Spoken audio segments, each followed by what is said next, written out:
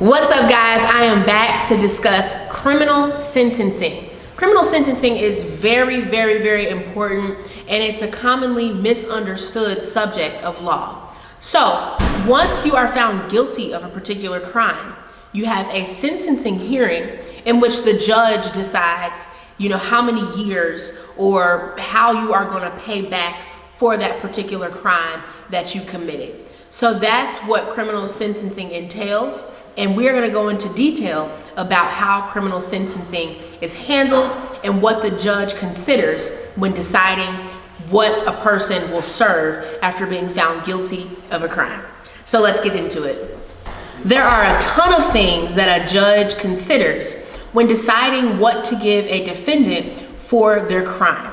So they have to consider all of the factors involved to make sure that justice is properly served in the case of a criminal defendant.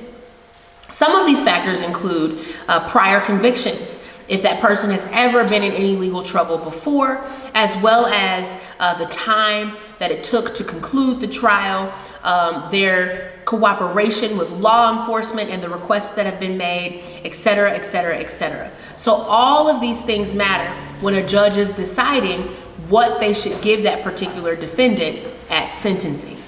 All court cases do not go to trial. I want to make that very clear, as we discussed in one of our previous classes. All court cases do not go to trial. You could end a claim by taking a plea agreement. If you know that this was something that you did, you've consulted with your attorney, and if you go to trial, you could be facing 20 years, but if you take the plea, you're only facing 5 years in prison. Your attorney may tell you, hey, look, we should take the plea. You know you're guilty, you know you did it. Let's just go ahead and take the plea, avoid the jury trial, avoid the chance of possibly getting a ton more years. Take the 5-year sentencing and let's move on with our lives. That happens sometimes. That's called a plea agreement. And that happens before anything ever makes it to the actual courtroom, to the actual trial.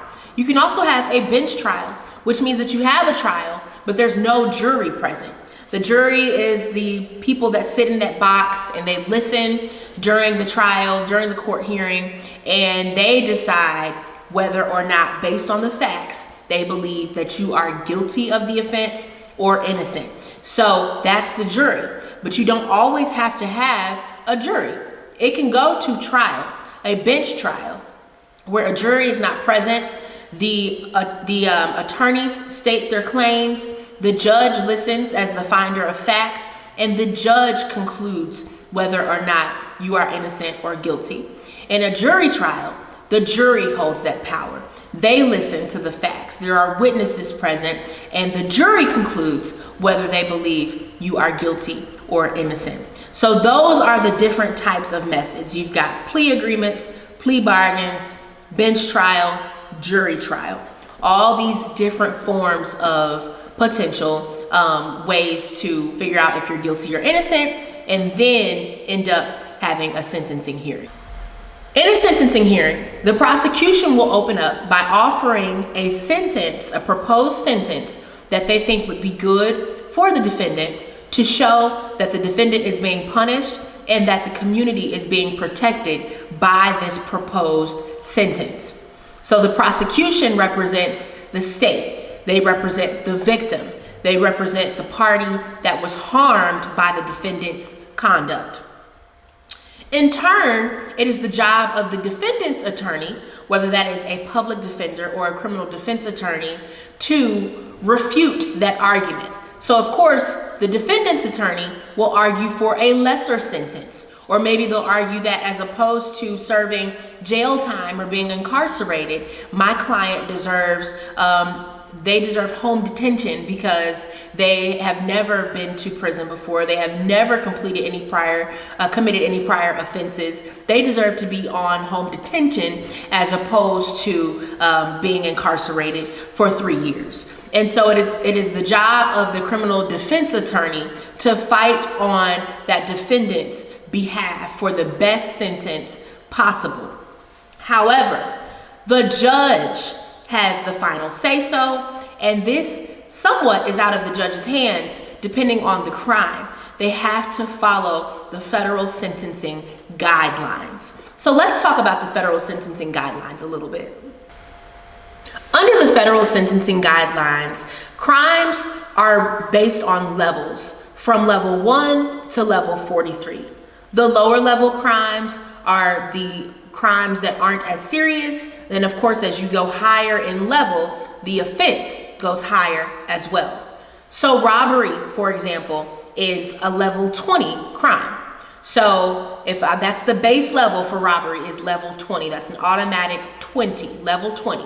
So if I am convicted of robbery, but then I also brought a gun to that robbery, that is an aggravating circumstance, which means that makes my offense a little more serious. So for that gun, that adds 5 to my level. So instead of my base level of 25, instead of my base level of 20, now I'm at 25 because I had that gun when I committed the robbery. Courts will always adjust your potential sentence based on aggravating and mitigating circumstances, which we will get into in another class. But aggravating circumstances make your case a little bit worse, and mitigating circumstances make your case a little bit better. So even though there's a base level for your situation based on the federal sentencing guidelines that all judges must follow, you have aggravating and mitigating circumstances that can change the number of years that you're sentenced to, as well as various other factors that may have added to your level depending on what those factors may have been. Like I said, having a gun during the robbery makes that an aggravated robbery, which added points to my level, taking that from a 20 to a 25. There are 94 judicial districts. And of course, having the federal sentencing guidelines promotes uniformity amongst those judicial courts in federal courts. So you wouldn't want a robber to receive 25 years in one federal court, but then you go to another federal court and that robber gets 45 years. That seems really unfair, right? So the federal sentencing guidelines are put into place to make sure that we have a uniform system of sentencing for particular crimes. We have to follow those base guidelines, and then we take circumstances from particular situations to either enhance that sentence or to lower it a little bit, depending on the circumstances at hand. Defendants always have the legal right to be present at their sentencing hearing, and they also always have the legal right to speak at their sentencing hearing. The judge will always offer the defendant a platform to speak. Sometimes defendants choose to speak, and other times they don't. Sometimes their attorneys advise them not to speak. Sometimes they speak anyways. The point is that a defendant has the right to be at their sentencing hearing. They have the right to be physically present there, and if they're not physically present, they have the right to be able to stream it, to watch it virtually, whatever the case may be. If you're thinking about COVID, just because those people couldn't be there in person because the coronavirus was going around, they still had to make it available for the defendant to somehow participate in that sentencing hearing. The defendant also always has the right to speak. You can waive this right. If the court asks you to speak or asks you for a statement, you can politely decline. You do not have to speak, but you always have the right to speak if you desire to do. There was a court case called Green versus Georgia, where they had committed rape and murder. It was two co-defendants, which means that there were two people involved in this crime that committed the crime. They were found guilty of the crime. That was not the argument. But at sentencing, Green wanted to be able to bring in evidence that he was not the one that pulled the trigger. Of course, this was a mitigating, remember, a circumstance that makes it better. This was a mitigating circumstance that may potentially affect his sentence in a positive way. Well, the judge would not allow him to testify to the fact that he did not pull the trigger for the murder. And so he appealed this decision, and the Court of Appeals says that the judge erred in not allowing him to testify because that was relevant evidence for his sentencing, and so they granted him a new sentencing hearing. Something else that occurs are things called pre-sentence investigations. Pre-sentence investigations are where you have the defendant who is guilty of a particular crime. Let's say if it's a drug crime, the judge may order that a probation officer drug test the defendant prior to that sentencing hearing to see how the defendant has conducted themselves while they're awaiting sentencing.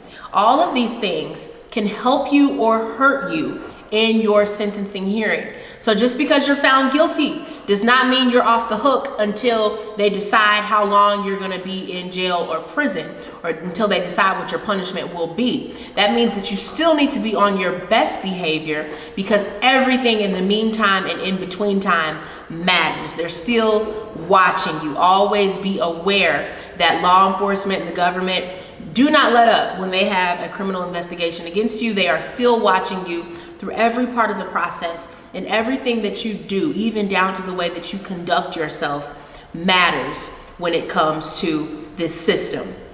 So pre-sentencing investigations, post-trial pre-sentencing investigations are lawful, and they do occur quite frequently, especially when we're dealing with cases that have to do with drug charges. Lastly, victim impact statements are another thing that they allow into the sentencing hearing.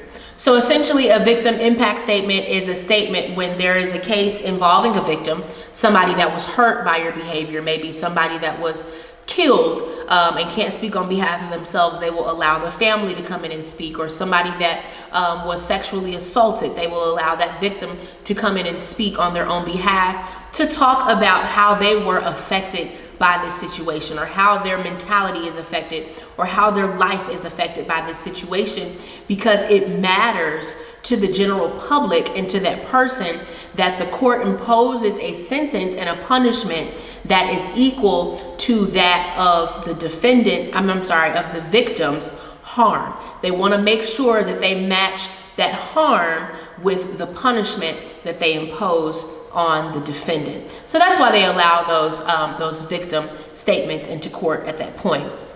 The general rule for testimony is that its probative value must substantially outweigh the possible fear of prejudice on the jury.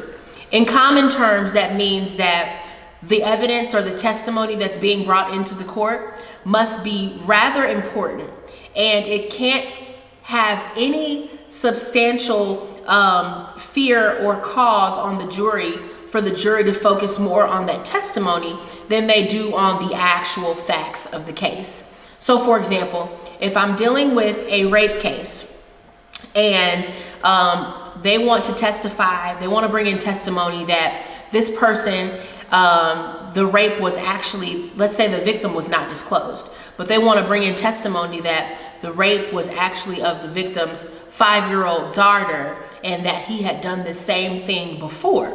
That testimony likely would not be allowed, because a jury could hear that and automatically assume that the victim is guilty again because he did it before.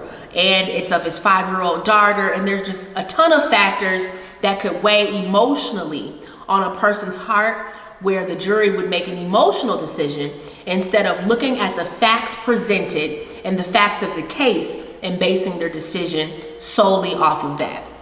So those are some of the factors that weigh into sentencing. That's kind of how sentencing works. It depends on the offense. Of course, with federal sentencing guidelines, you go off of the level that that offense falls in, and the court is pretty much stuck to that level, but they can include aggravating and mitigating circumstances to either raise or lower that sentence and the punishment that they impose on the defendant. Thank you so much.